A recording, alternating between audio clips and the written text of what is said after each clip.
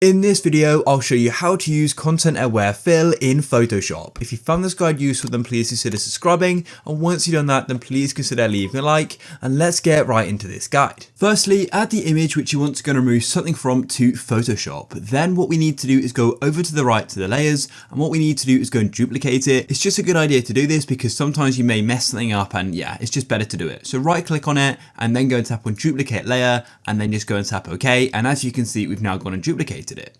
Now, what we need to do is go over to the left to the toolbar, and what we need to do is go and get a selection tool. So for that, we want to use this third option down here. So you can always go and press on L as well. And if you hold on your mouse on this and you're holding click on the left button, you've got these two options. I recommend using the lasso tool or the polygonal lasso tool. So use that in this case, and then all you need to do is go and start selecting the object which you want to go and remove. Now get quite close to it, but it doesn't have to be precise. Just like I'm doing here, just do a rough outline just like this. And so here we go, I'm pretty much there, and then I'm just going to double click, and as you can see, we've now gone and selected it. Now, what you need to do is go to the top left and go and tap on edit, just like so. And what you want to do is come down to content aware fill. Now, if you're in the same case as me, where the content aware fill is currently grayed out, don't worry. All you need to do is go and rasterize this layer. So to do that, go to the top left once again and go and tap on layer, and then go down this list here to smart objects, and then go to the bottom of smart objects and go and tap on rasterize, just like so.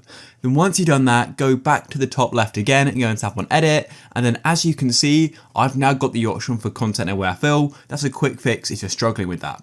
So go and tap on it just like so. Now, as you can see, we've now gone and got this sort of tool here where we can go and try and remove the background.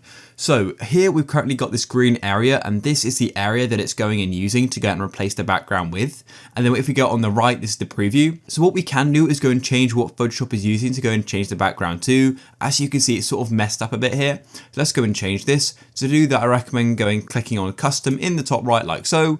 And then what we can do is go and use this brush to go and select what we want Photoshop to go and replace the background with. So primarily it's sort of this sort of ground leaf area. So I'm going to go and select that like so.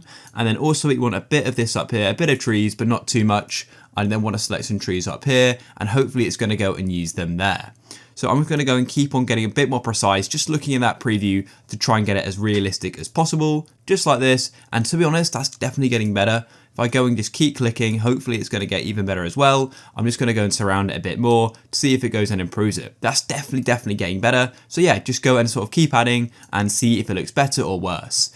Then once you're happy with it, all you need to do is go and tap OK in the bottom right like this, and there we go. As you can see, that's done a really good job at that. And then you can just do Control D like so, or you can go to the top left and tap on select and then tap on deselect, and it's going to unselect it, and there we go.